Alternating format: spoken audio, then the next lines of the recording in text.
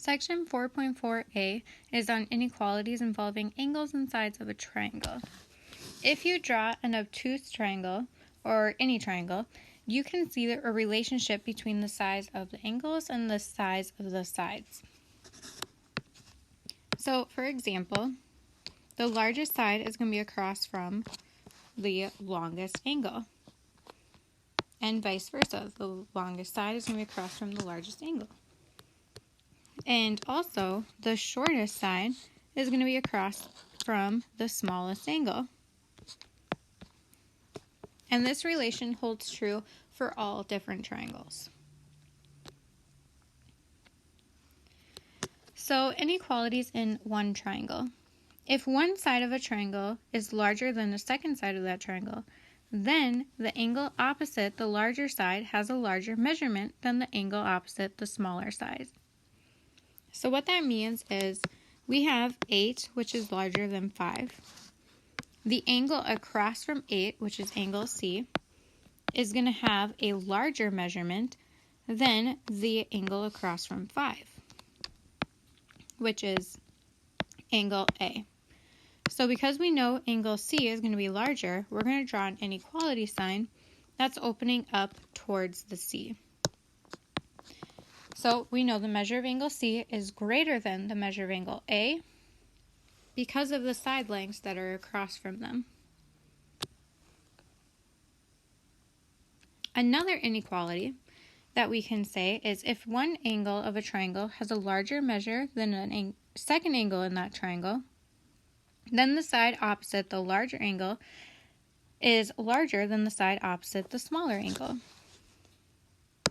So if we look, the side across from the 50-degree angle is going to be larger than the side across from the 30-degree angle because 50 is greater than 30. So we would write that BC is greater than AB because of the angles that they are across from. So looking at that information, we're going to do some problems. The first one is there's a triangular plot of land that contains a park within a city. A landscape architect wants to place a viewing bench at one corner with the largest angle. Which two streets form the largest angle? So to find that, we're going to look for the largest side of 120, 105, and 175. Of these, the largest angle is 175, which means the largest side is 175, which means the angle across from that is going to be the largest. So to name this angle, they want us to name the two streets that meet at this angle, which would be the MLK Boulevard and the Valley Road.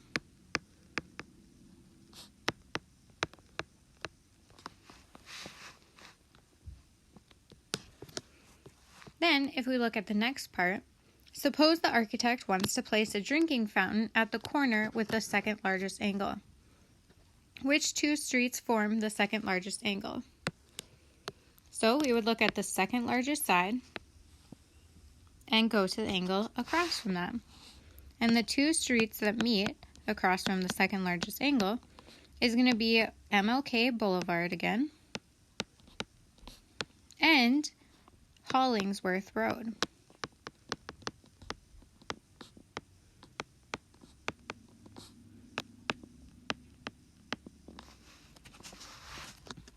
So that's how we can use triangles or the side lengths to find the largest and middle and smallest angles.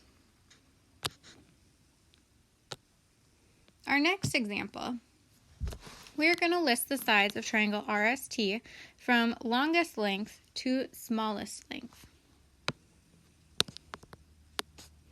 So the longest is going to be across from the biggest angle, which is going to be side RT. Then we have the middle one, which is 30, which across from that would be RS. And then we have our smallest angle, and the side across from that is going to be ST. So we know this is the longest side, And we know this one is the shortest side in this triangle.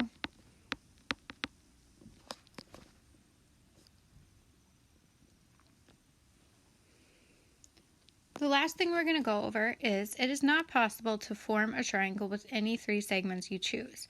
There has to be a special relationship between the three sides. You'll notice in this first example, we have the side lengths of 4, 2, and 5. These three are going to form a triangle because when 4 and 2 meet, they're going to have space between the point, the vertice, and the third side.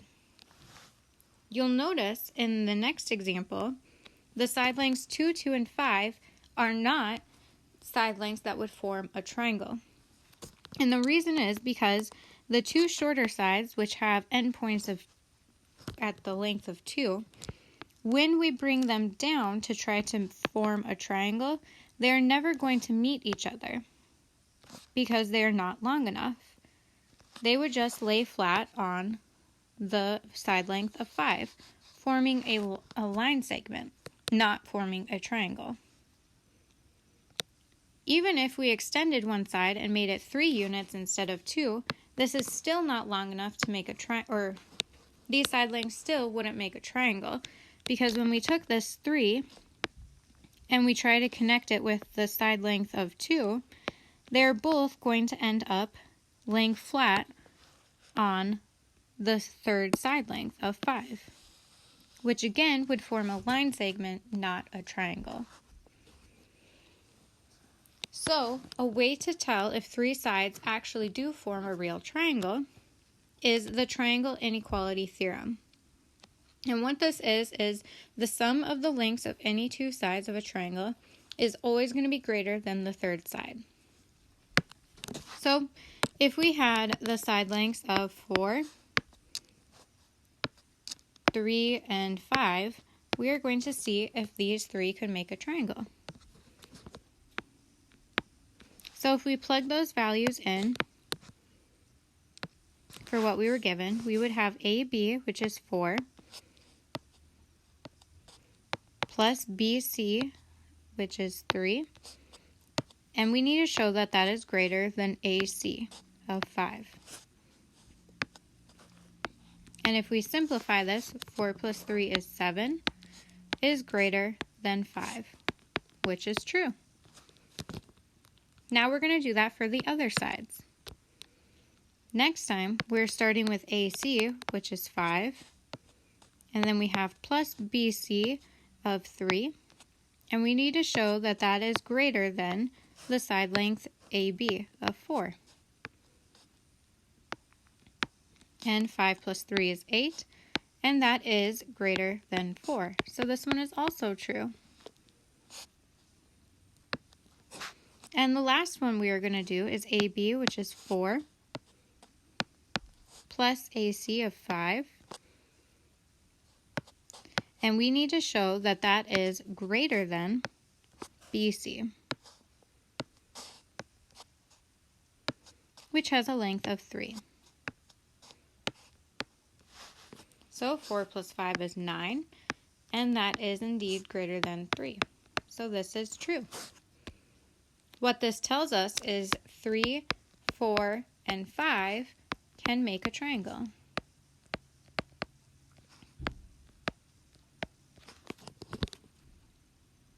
If one of these statements was false, then they would not form a triangle. Okay. The last thing we're going to do is look at the possible range for the third side of a triangle. So if a triangle has 2 legs with side lengths of 8 and 12, what is the range of possibilities for the third side? So the way that we are going to do this is we're going to set up an inequality. The inequality is always going to start with the difference of the 2 sides you're given, and that's going to be less than our third side that we're missing,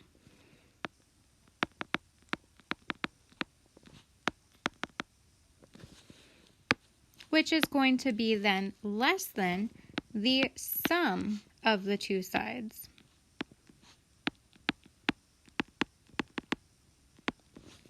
So make sure you have that written down on your paper.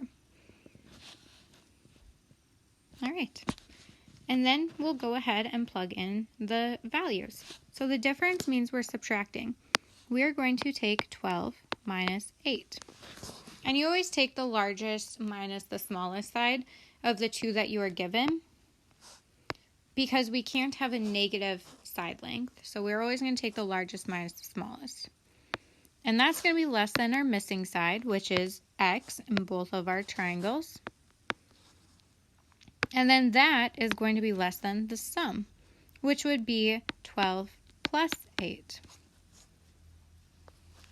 So then to get the possible range, we're just going to simplify. 12 minus 8 is 4, and that's going to be less than x, which is less than 12 plus 8 of 20. And that would be our answer. So if we chose any number between 4 and 20, those numbers are not included, we would find a side length that could form a triangle with the sides of 8 and 12. If we chose a number outside of that range, you would see that it would not form a triangle because it would not pass all three of our inequalities. So that's how you would find a range for a missing side. So let's go ahead and do the next one. A triangle has two legs with side lengths 11 and 15. So we're not given a picture, so we're going to go ahead and draw one. One side is 11, one side is 15. What is the range of possibilities for the third side? Well, we don't know what the third side is, so we're going to choose a variable to represent the third side.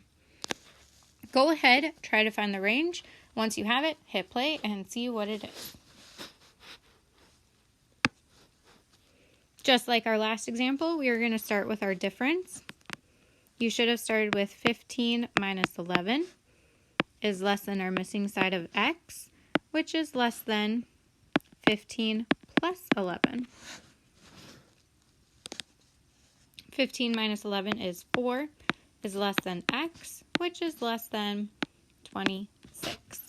So that is our range for our third side of this triangle, which is our last example. So you can use these notes to go through this homework assignment, and if you have any questions, let me know.